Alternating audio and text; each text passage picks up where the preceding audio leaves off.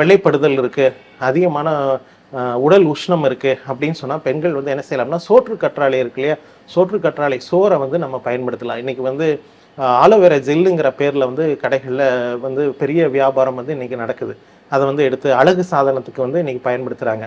ஆனால் அது உண்மையிலே உள்ளே சாப்பிட்றப்ப மிகப்பெரிய ஒரு மூலிகை. அது வந்து இப்போ அழகு பொருட்கள் விற்கக்கூடிய ஆலோவேரா ஜெல்லை வந்து நம்ம இன்டேக் எடுக்கக்கூடாது, உள் மருந்துகளாக நம்ம வந்து பயன்படுத்தக்கூடாது. ஏன்னா அது வந்து கெமிக்கல் பேஸில் உள்ள எல்லாம் மிக்சிங் ஆகி வந்திருக்கும். இப்போ அதை வந்து நம்ம உள்ளே எடுக்கக்கூடாது. நான் சொல்கிறது நீங்கள் உள்ளே எடுக்கிற மாதிரி இருந்தால் நம்ம வீட்டில் வளர்க்கக்கூடிய சோற்று கற்றாழையை ஒரு மடல் எடுத்து அதில் வந்து ஒரு மடலை நீங்கள் உடச்சிட்டிங்க அப்படின்னு சொன்னாலே அது ஒரு 2 நாள் 3 நாள் வரைக்கும் நீங்கள் வச்சு பயன்படுத்தலாம். அதில் 2 விரல் அளவுக்கு நீங்கள் அதனுடைய சோறை மேல் லேயரை வந்து எடுத்துகிட்டு நல்ல உள்ளே வந்து கண்ணாடி மாதிரி பளிங்கு கட்டி மாதிரி பனிக்கட்டி மாதிரி இருக்கும். அதில் ஒரு ஸ்பூன் அல்லது 2 ஸ்பூன் அளவுக்கு 2 விரல் அளவுக்கு நீங்கள் எடுத்து அதை 7 முறை நன்கு நீரில் வந்து அலசி சுத்தம் செய்யணும்.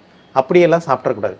அப்போ அதில் இருக்கக்கூடிய அந்த விஷத்தன்மை இருக்கும் இல்லையா, நச்சுத்தன்மை இருக்கும் இல்லையா, அது நச்சுத்தன்மை போகிற அளவுக்கு 7 முறை நல்ல நீரில் வந்து நீங்கள் அலசி சுத்தம் செஞ்சுட்டு அதில் வந்து சீரகம் இருக்கு இல்லையா, சீரகத்தை வந்து லேசாக வறுத்து பவுடர் பண்ணி அதை மேலால் தூவி விட்டு அதில் தேவைப்பட்டால் நீங்கள் வந்து என்ன செஞ்சுக்கலாம்னா பனங்கல்கண்டு இருக்குல்ல, சுத்தமான பனங்கல்கண்டு அதை பவுடர் இருந்ததுன்னா அதையும் தூவி விட்டு காலையும் மாலை வந்து வெறும் வயிற்றில் உணவாக உள்ளே வந்து எடுக்க ஆரம்பித்தோம்னாலே அது நம்ம உடம்புல இருக்கக்கூடிய கர்ப்பப்பை சம்பந்தமான பிரச்சனைகளையும் உடல் வறட்சியை